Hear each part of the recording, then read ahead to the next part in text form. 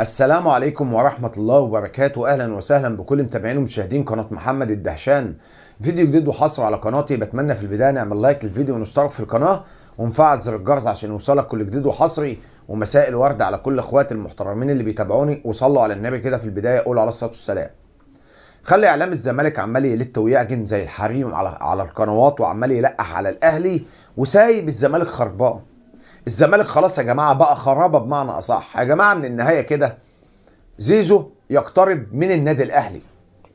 وعايز اقول لكم على حاجه في البدايه، زيزو محتاج للاهلي زي ما الاهلي محتاج لزيزو. من النهايه كده الاهلي محتاج جناح او جناحين على الاقل، وعارفين ان الاهلي على المستوى الهجومي مش افضل حاجه، انما الاهلي على المستوى الدفاعي ما شاء الله على النادي الاهلي. ولكن الاهلي عاوز يطعم في بعض المراكز الهجوميه ببعض الصفقات السوبر.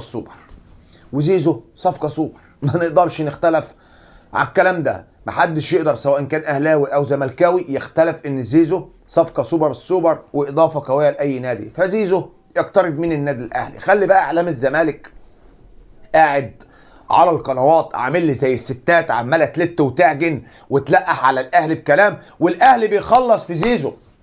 ده هتبقى، بصوا يا جماعه، هتبقى مش ضربه بقى موجعه، ضربه موت من الاهلي لكل الزملكاويه ان زيزو يلعب للاهلي. واقول لكم على حاجه، زيزو موافق ان هو يلعب للاهلي.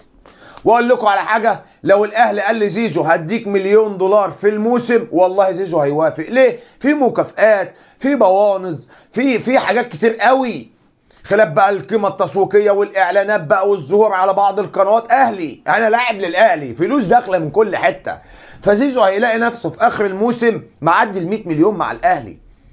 مش ال 100 مليون ان انا اخدهم كفلوس او ككاش من النادي الاهلي، لا، في حاجات جنب الفلوس اللي انا باخدها من الموسم من النادي الاهلي. اظهر في الاعلام، اعمل اعلانات لبعض الشركات العالميه زي نايك، اديداس. فالمهم ان زيزو مش هيرفض لو الاهلي قال له انا هديك $1,000,000 في الموسم. ليه؟ ضامن فلوسي، هاخد بطولات، في مكافآت، في حاجات كتير قوي هتحصل عليها مع النادي الاهلي او هحصل عليها مع النادي الاهلي. فخلي الاعلام قاعد يزيط، وزيزو بيقترب من الاهلي، والاهلي محتاج لزيزو، وزيزو محتاج للاهلي. ما تنساش كلام والد زيزو من اسبوعين، قال لك زيزو ابني يتمنى ان هو يلعب في كاس العالم مع النادي الاهلي بس بعد موافقه الزمالك. زيزو عقده خلص، زيزو عقده خلص مع الزمالك خلاص، يحق ليه ان هو يمضي لاي نادي ويلعب مع اي حد وياخد اللي هو عايزه. والاهلي محتاج زيزو، الاهلي عاوز جناحين وعاوز بديل لأسامة ابو علي. جات له الفرصه على طبق من ذهب، لعيب سوبر. اي نادي في الدنيا يتمنى ان هو يتعاقد مع زيزو، واي لاعب في الدنيا يتمنى ان هو يلعب مع الاهلي. كاس عالم يابا، كاس عالم، كل سنه هلعب كاس عالم، وكل سنه هلعب نهائي دوري ابطال، كل سنه هنافس على الدوري بجد، كل سنه هنافس على السوبر المصري بجد. ما كل دي فلوس، كل ده هينضاف في السي في بتاعي.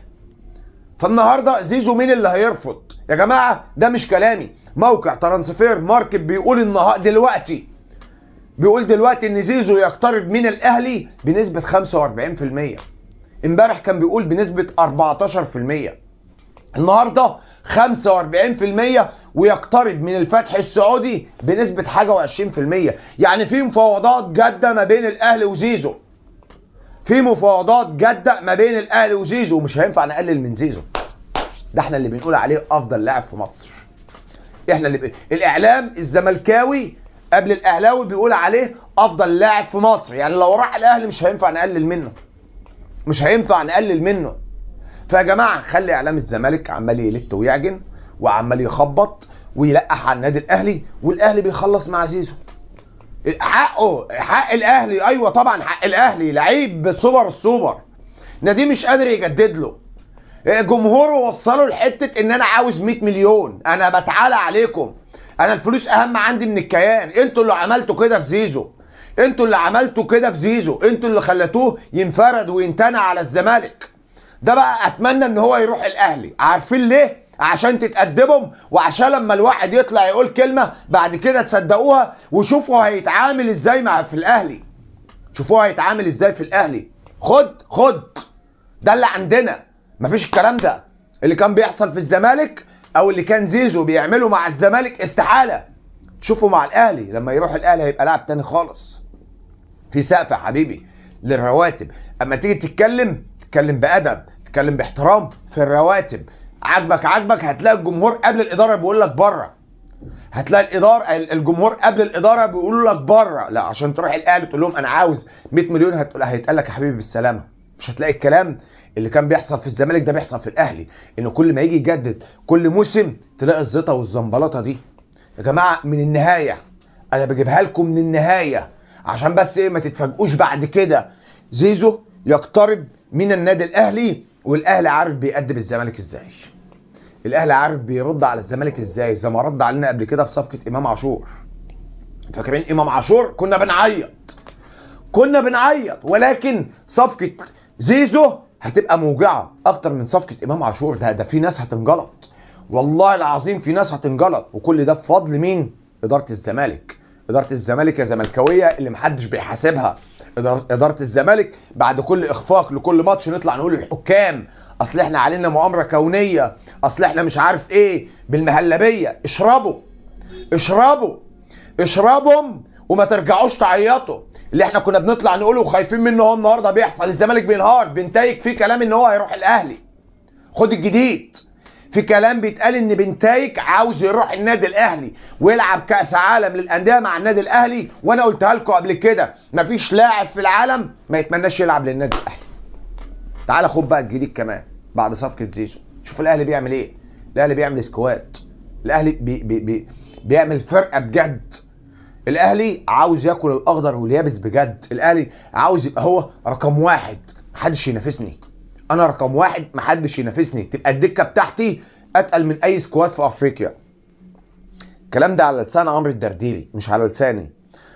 عمرو الدرديري طلع قال لك من مصدر موثوق منه وعلى مسؤوليتي انا كعمرو الدرديري، قال لك ابن المغرب اسامه الادريسي سينضم للنادي الاهلي لمده موسمين براتب 700,000 دولار. الادريسي بتاع باتشوكا. تخيل كده لو الاهلي جاب الادريسي وجاب زيزو. الادريسي ده جناح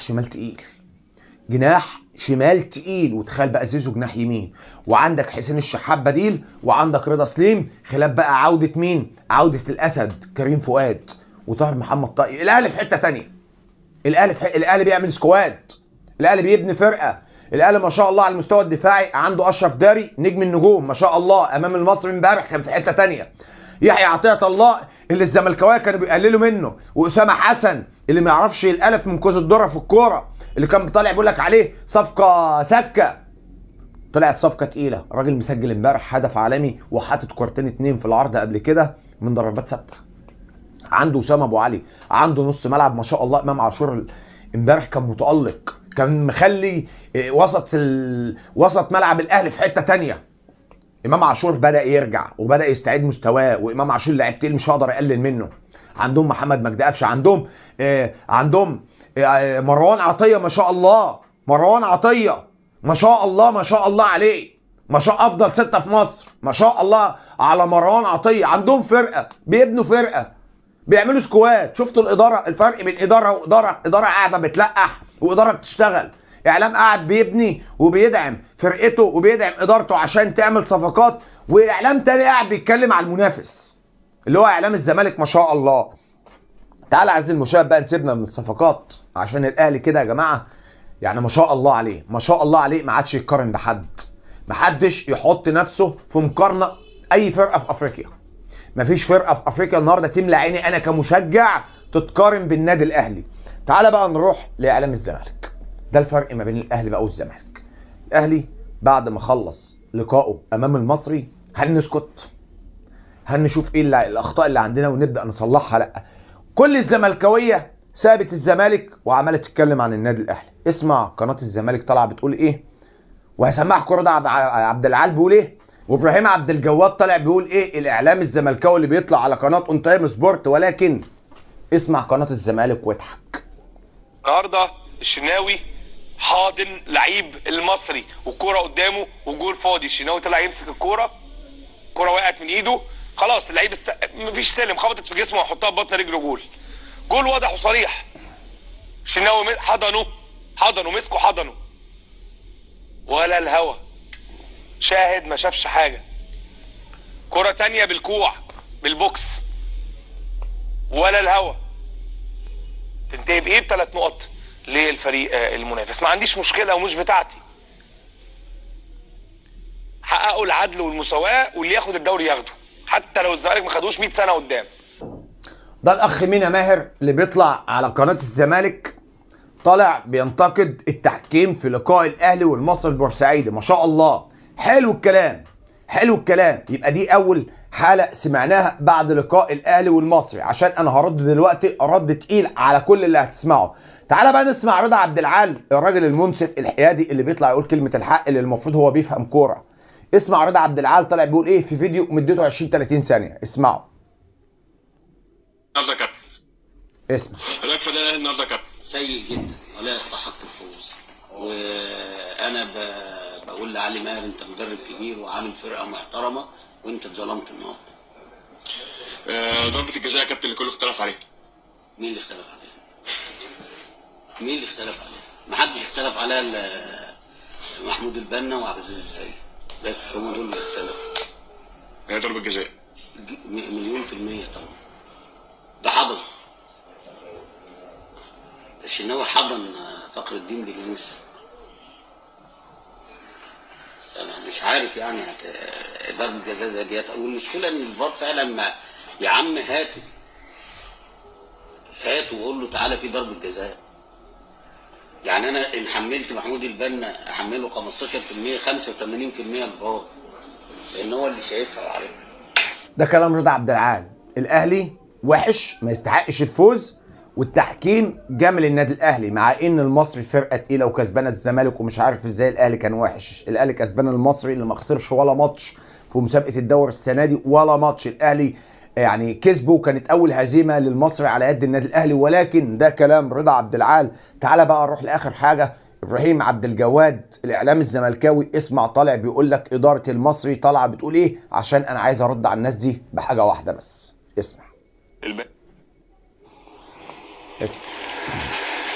مجلس إدارة النادي المصري بيحتج على طاقم تحكيم مباراته أمام الأهلي، ويؤكد أن الأخطاء التحكيمية المتعمدة تقضي على أي محاولات لمنافسة الأندية على البطولات. يعلن مجلس إدارة النادي المصري برئاسة الأستاذ كامل أبو علي عن احتجاجه الشديد على القرارات التحكيمية لطاقم تحكيم مباراة الفريق الأول للكرة بالنادي والتي جمعته بالنادي الأهلي. ويؤكد مجلس إدارة النادي المصري أن أخطاء طاقم التحكيم بقيادة حكم الساحة محمود البنا ومعه حكم تقنية الفار عبد العزيز السيد أسهمت بما لا يدع مجالا للشك في تغيير نتيجة المباراة بالتغاضي المتعمد والمريب عن ركلتي جزاء لفخر الدين بن يوسف مهاجم المصري خلال الشوط الأول وسط تغافل متعمد ومقيت من حكم الساحة وحكم تقنية الفار الذي واصل هوايته في ظلم النادي المصري، الذي أبدى اعتراضه مرارا وتكرارا على هذا الحكم الذي يبدو أنه متربص بشكل أو بآخر بالنادي المصري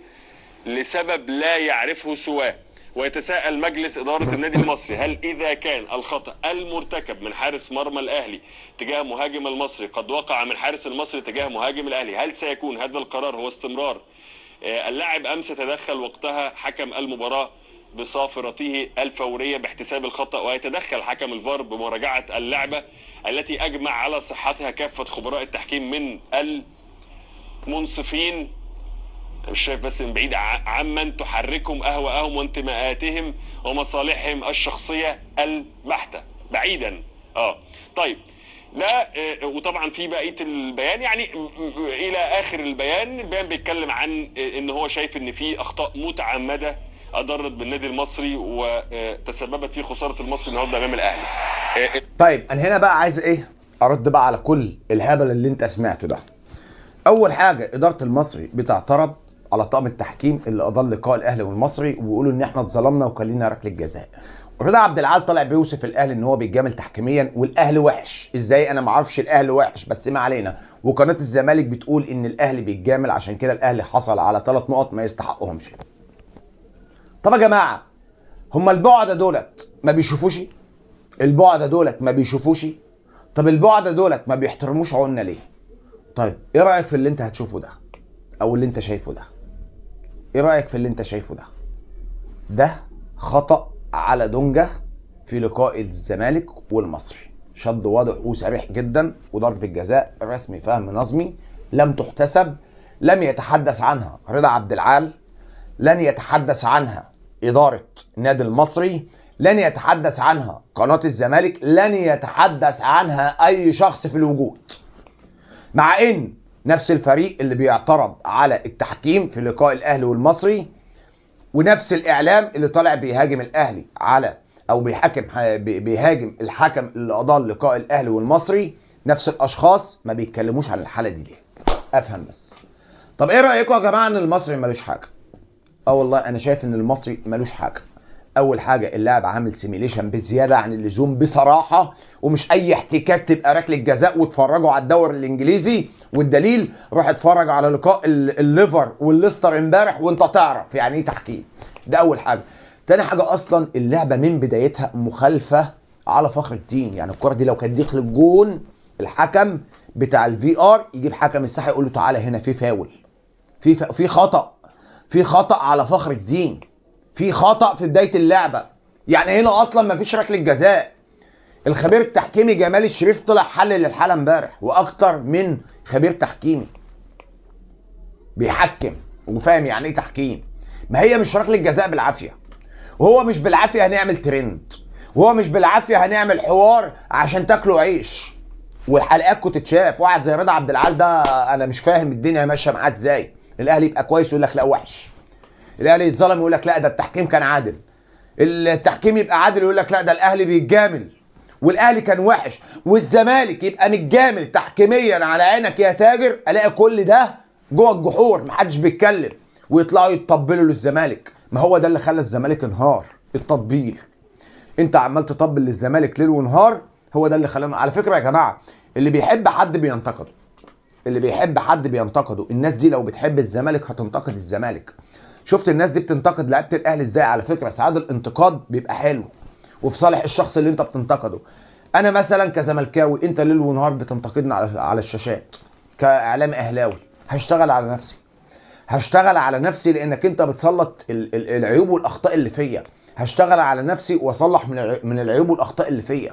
انما انت قاعد بتديني مسكنات، ابقى وحش تقول لا انت حلو، انا بتجامل تقول لي لا انت بتتجاملش، ماليش تقولي لا انت ليك، بتوهمني بحاجات مش موجوده. عشان كده فين الزمالك يا جماعه؟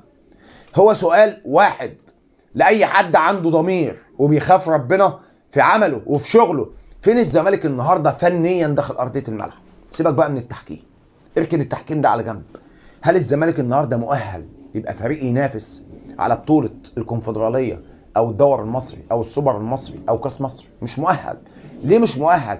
عشان احنا اللي عملنا في نفسنا كده، احنا اللي وصلنا نفسنا للحاله دي، احنا اللي خلينا زيزو يتنطط علينا ويقول لنا انا عاوز 100 مليون. احنا لو ناس عاقله ورزينه من البدايه كده وراسيه، وزيزو لما يجي يطلب مطالب زي دي نقول له بالسلامه، ما كانش زمان الوضع بقى كده.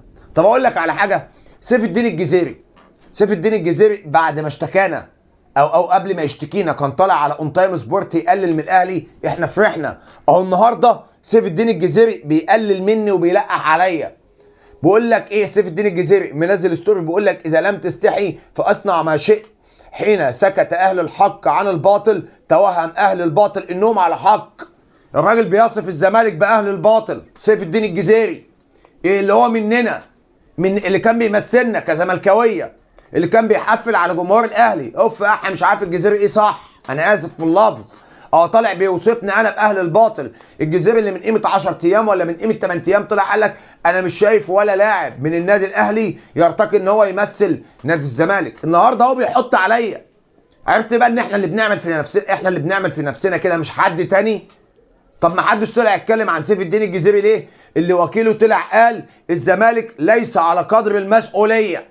والله وكيل اعمال سيف الدين الجزيري طلع قال الزمالك فريق نادي ليس على قدر المسؤوليه، ما عندوش التزام بكلمته مع اللعيبه الاجانب. تقدر تطلع تقول الزمالك ليه وصل نفسه للمرحله دي، وتقدر تطلع تقول عيب لما نادي بحجم الزمالك يتقال عنه كده في الاعلام. وكيل اعمال سيف الدين الجزيري يطلع يقول لك الزمالك مش على قدر المسؤوليه ومش قد كلمته. انت تقبلها على نادي الزمالك؟ مين اللي وصل الزمالك للحته دي؟ ومين اللي جرأ وكيل اعمال سيف الدين الجزيري ان هو يقول كده؟ هي اداره الزمالك. ليه؟ عشان احنا مش ملتزمين. ده الفرق بين الاهلي والزمالك. هات لي لعيب محترف او لعيب اجنبي دخل الاهلي واتكلم في حق الاهلي كلمه مش حلوه. بالعكس، اي حد بيخش الاهلي لما يجي يمشي منه بيتغنى بالنادي الاهلي، بيبقى بيعيط بيبكي. وشوف علاقات اجاي بالاهلي، شوف علاقات لعيبه كتير اجانب بالنادي الاهلي، لعيبه انيس بوجلبان، لعيبه كتير جدا، علي معلول، في لعيبه سابت الاهلي ومشيت علاقاتها حلوه بالاهلي وبتتكلم عن الاهلي باحلى كلام. انما الزمالك لعيبته تمشي تقول في حقه احلى اسوأ كلام انا اسف، وتسف على الزمالك. على مر التاريخ هتلاقي لعيبه اجانب كتير لعبت للاهلي تقول في حق الاهلي احلى كلام. عندك وليد ازارو، عندك اجاي، عندك مين يا جماعه؟ قولوا لي في الكومنتات يا جماعه. الاهلي جاب لعيبه اجانب كتير يا جماعه، قولوا لي في الكومنتات. في لعيبه كتير جت الاهلي، عمري ما شفت لاعب طلع قال كلمه وحشه في حق النادي الاهلي. طبعا عزيزي المشاهد، انا وصلت لنهايه حلقتي. اتمنى في النهايه نعمل لايك وشير. استنوني في الحلقه الجايه، اشوفكم على خير والسلام عليكم ورحمه الله وبركاته.